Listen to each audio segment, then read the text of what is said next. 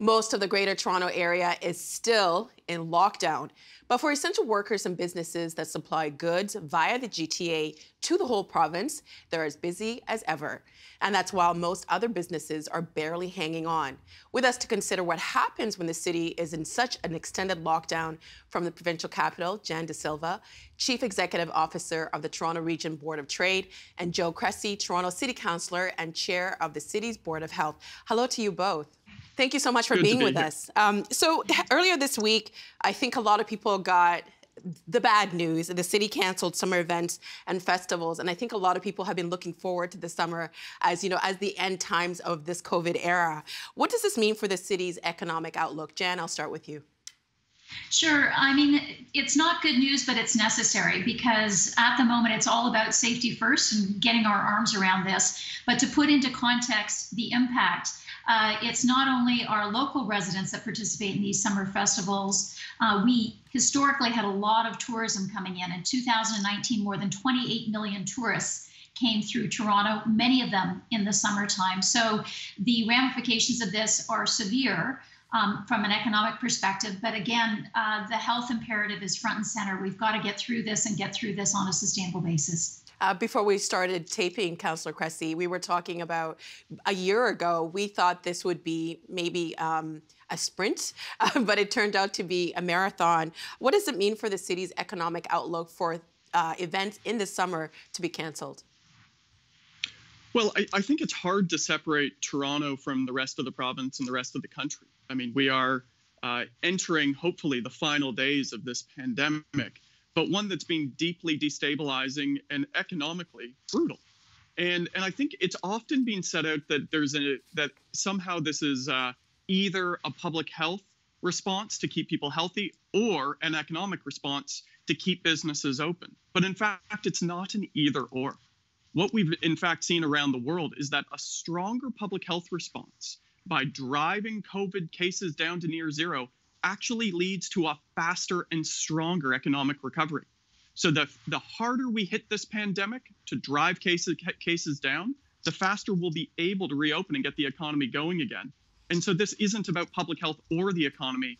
In fact, a good public health response ultimately helps the economy. So Toronto is in lockdown until March, and the Chief Medical Officer, Eileen De Villa, and Peel's Medical Officer, Lawrence Lowe, had to write a letter to the province to ask them to extend our lockdown. And I want to read you an excerpt from that letter. It reads, in part, "We recognize the importance of balancing economic recovery with protecting the health of the population. However, it is important to recognize the weariness the public is experiencing, particularly those who have been most impacted by COVID-19. We believe that the public will be far less accepting of a return to a third lockdown than the gradual and progressive lifting of the existing one." Jen, what do you think lockdowns are the best answer? Look, it's a difficult question. I would say our point of view is, number one, we've got to get this under control. The concern that I would raise is a year into this, we still don't have enough tools available to public health to get their arms around this fully. If we look at other jurisdictions, New Zealand, for instance, they've got much more robust tracking and tracing. We're still heavily reliant on a low-touch method like mailing letters and trying to make phone calls, as opposed to using QR codes and other types of Bluetooth technology to make it easier to quickly identify, isolate, and prevent the transmission. So what I would have to say is, as I've said, I think we need to be equipping public health with better tools to deal with this. The duration's just going on too long, and I think low-tech approaches are going to make it difficult to really fully control this. Can you give us some examples of those tools? No, example I would use is New Zealand's COVID Tracer app. Right. It uses Bluetooth technology, so any individual who's going in anywhere, restaurant, bank, anywhere, they tap their phone with a QR code. They also have Bluetooth enabling, which is anonymizingly tracking family and friends that they're in touch with. If they test positive for COVID, all of this data that's been collected is shared with public health, and they can quickly reach out electronically to any institution they've been in or any person they've been in touch with to say, you need to warn your clients and get some testing done. And it's enabling them to move much more quickly to get people into isolation so that transmission is not spreading. I have my COVID app as well, and the thing about living in the GTA is that we do have a lot of people that live in Toronto, but maybe they work in Peel region. And Councillor Cressy, you can also go shopping. You can leave Toronto and go to Mississauga. If things don't get better, should we consider pivoting to reopening with physical distancing, masks as part of the condition?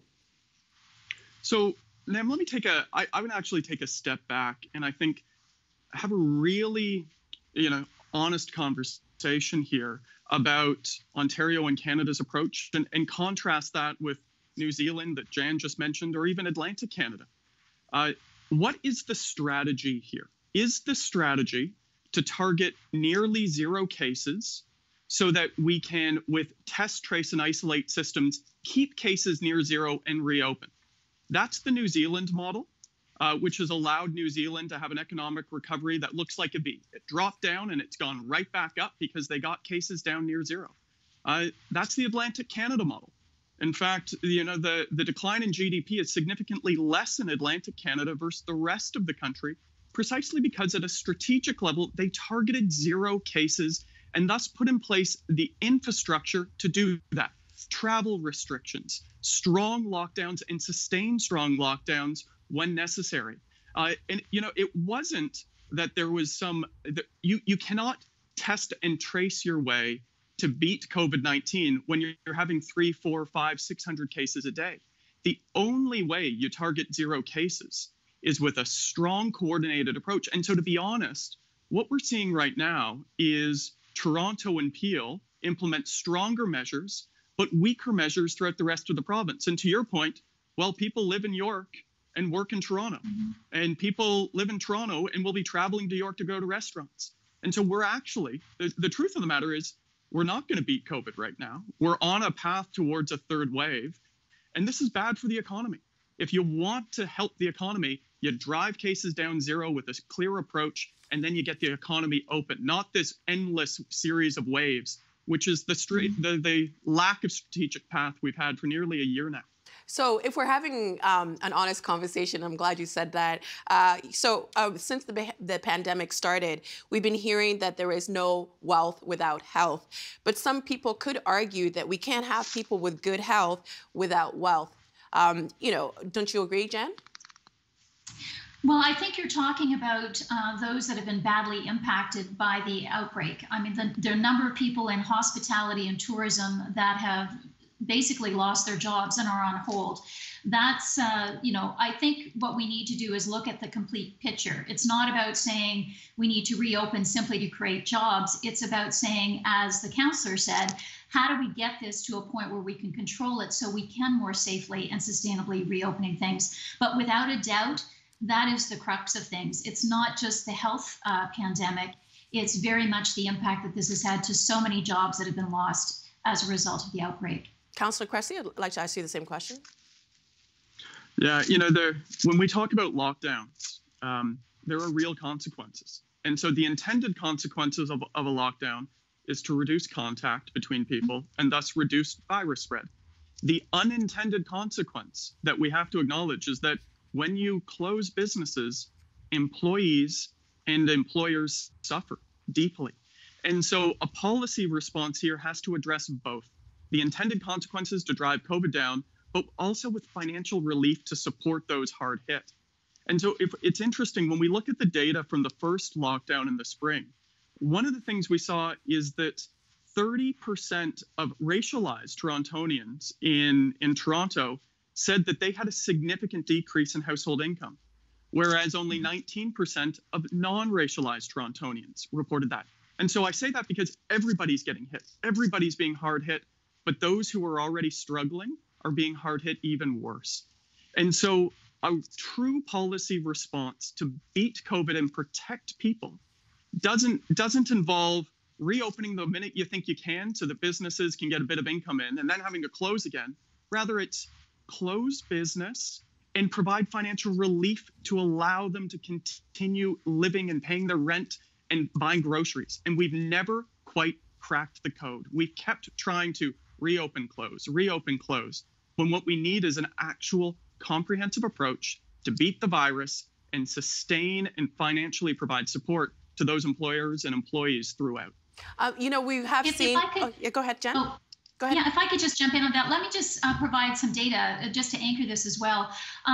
The financial district, pre-COVID, we had 418,000 daytime employees working in the financial district, 1,200 small businesses in the path and in that downtown core that relied on that daytime customer. Prior to the most recent lockdowns, only 5% of that workforce had returned. And for those 1,200 small businesses who have on average 10 employees each, it has been devastating. And so absolutely we need to get our hands around the pandemic, but the challenge for many of those small business owners is, yes, there's been programs like the emergency benefit account, but it's causing them to go heavily into debt. And so we've had small businesses that are closing, others that are saying if we have repeat waves, they just can't keep hanging on. So I agree with what the councillor's saying. We've got to get this to a point where we can control it so that we don't have to go into repeat lockdowns. But the flip side of this is even the stimulus that's on offer just isn't going to keep enough of them hanging on. They're just getting too much into debt just simply to keep the lights on. This is not debt to buy equipment or inventory or to expand. It's simply keeping their lights on or keeping their rental facility in place so that they can reopen when they can. Not to discount what you're saying, there's a lot of small business owners who have really suffered in this, but a lot of big big retail places have even made more money during the pandemic, and they've been open this whole time. And some people are saying that is an unfair advantage. I'll give you an example. I won't say the name of the store, but there's a store by my house. They sell candy, but because they have a fridge with milk and juice, they're open. Is it finally time to address that in order to save more businesses from disappearing? Jan? Well, this is where I think the ability to give public health better data to understand what is triggering a lockdown would help deal with this. I understand the frustration for some of these smaller retailers who are saying this big box retailer can remain open and we're not concerned about cases there, yet I can't. I think there'd be a level of comfort for people about the situation we put many of these small businesses in if there was better data that just simply said, yes, closing you down is really important because. But right now, I think many of these small retailers believe that they're at a disadvantage and they're not quite sure why it's okay for a larger big box to be open and not for them. I don't draw any conclusions from that. I simply say I really wish we had better data so that we could point to the decisions that we're making to give these business owners who are desperate to get back on their feet a better understanding of why we're taking the actions we are. And I say that, hand on heart, saying we absolutely have to get this pandemic under control on a sustainable basis. So it's not saying these steps we've taken aren't correct. I'm just saying at this point in the pandemic, better data, better insights around where the outbreak is being triggered, I think would calm some of this distress that's happening in the small business community. Well, Councillor Cressy, I want to ask you that same question. What do you say to people who have businesses and they say this is an unfair advantage for the big retail box office stores? I want to say box office because I really want to go to the movies. I mean, I would say, frankly, that those small business owners who are closed, meanwhile, they look at big box stores that are selling essential items like groceries, but also selling books and DVDs and toys, that's not fair. And here's what it speaks to. We are coming into a potential third wave, and we have never treated a lockdown seriously. Because what is an essential business? If you're truly going to drive cases down to near zero, we currently have a list of nearly 36 non-essential businesses that are open. And that leads to a lack of retail fairness. So let's take a step back. In the first wave last spring, I think all levels of government were this is a brand new pandemic, a new virus, and we're trying to figure out what's going on. In the second wave leading up to it, there was a hope that we could maintain a level of reopening while keeping case counts down. Well, and that proved not to work. And here we're approaching a potential third wave, and we're doing the same thing we did in the fall, which is we're allowing far, far too many operations that aren't essential to be open. And what's going to happen is it's likely going to trigger a third wave. That's what's going to happen. And I think the fact here is if we're going to beat a third wave, we need to treat this lockdown seriously. We need to treat it consistently across the province, and we need to provide that financial relief that's necessary for those employees and employers who are affected. Otherwise, we're about to repeat the second wave all over again. When you say to treat it consistently across the province, what would that look like to you?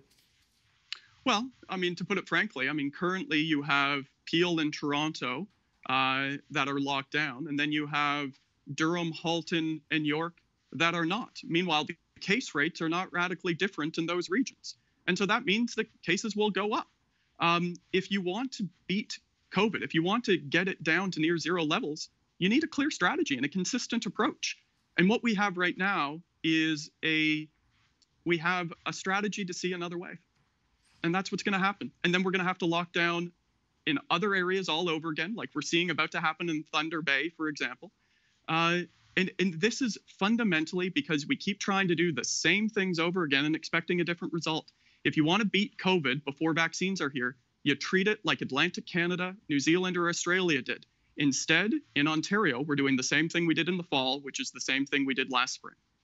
Well, Jen, I don't have to tell you this. Toronto is a huge economic engine. What's at risk for the province and the country with an extended shutdown?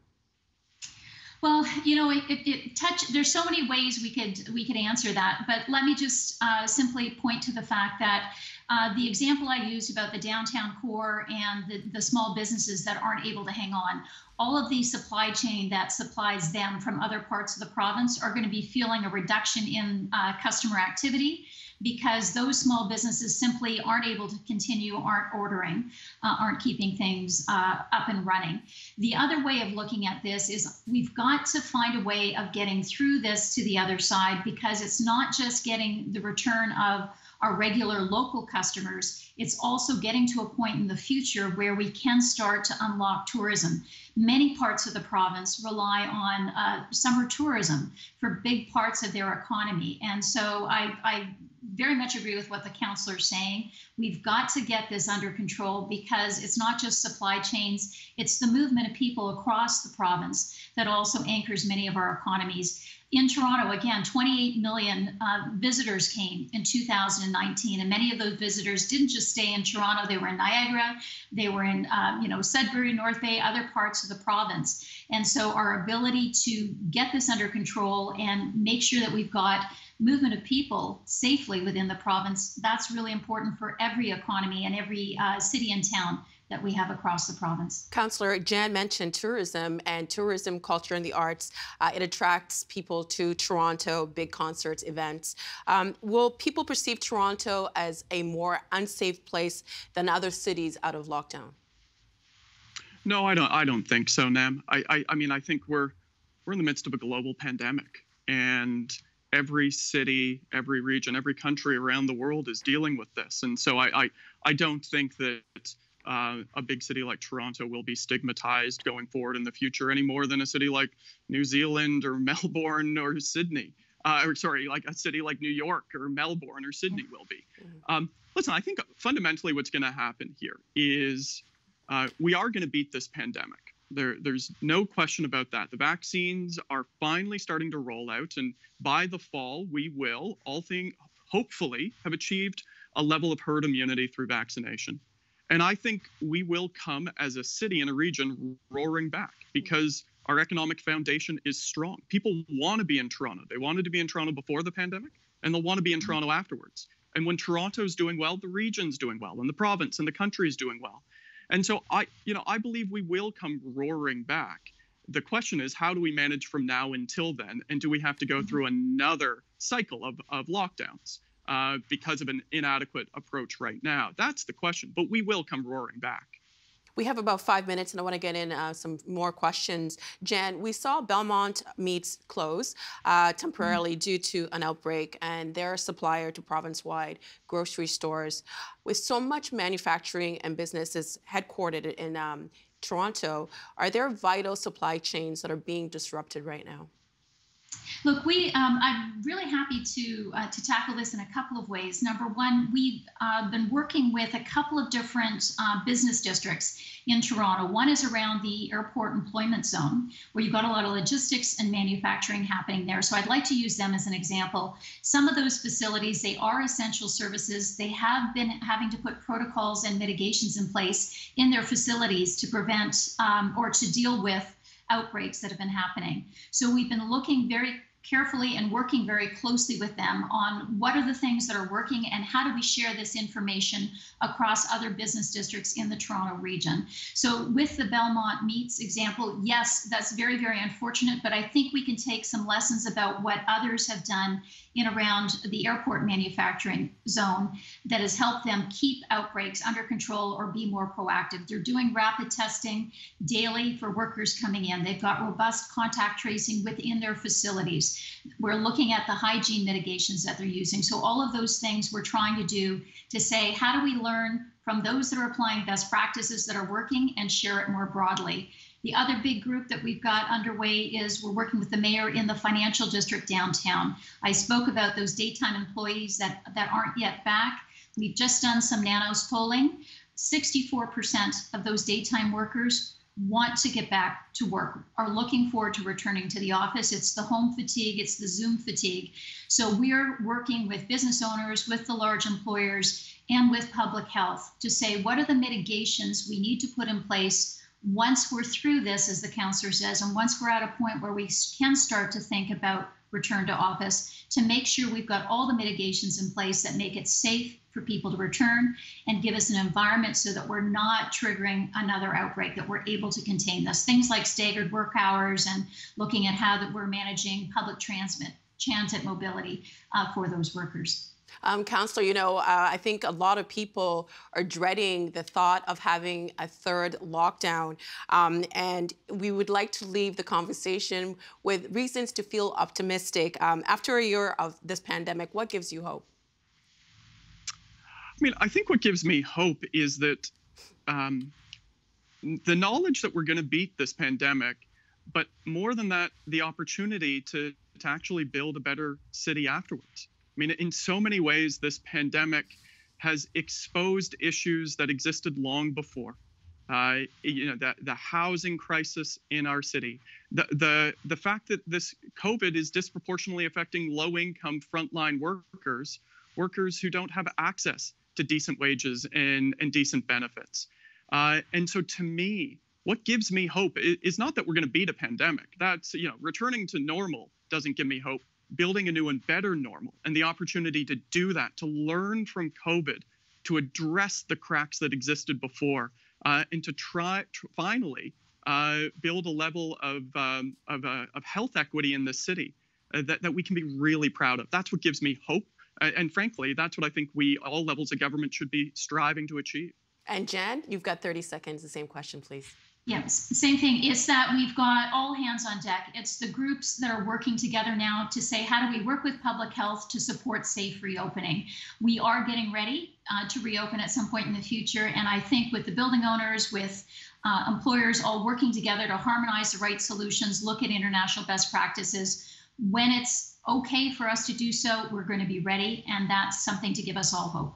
Well, Jan and Councillor, thank you so much for your time. We didn't even make it through all of our questions, but we do really appreciate your insights tonight. Thank you so much. Thank you, Nat.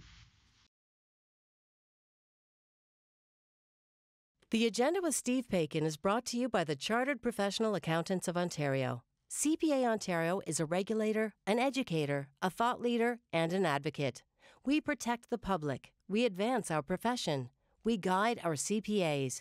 We are CPA Ontario. And by viewers like you. Thank you.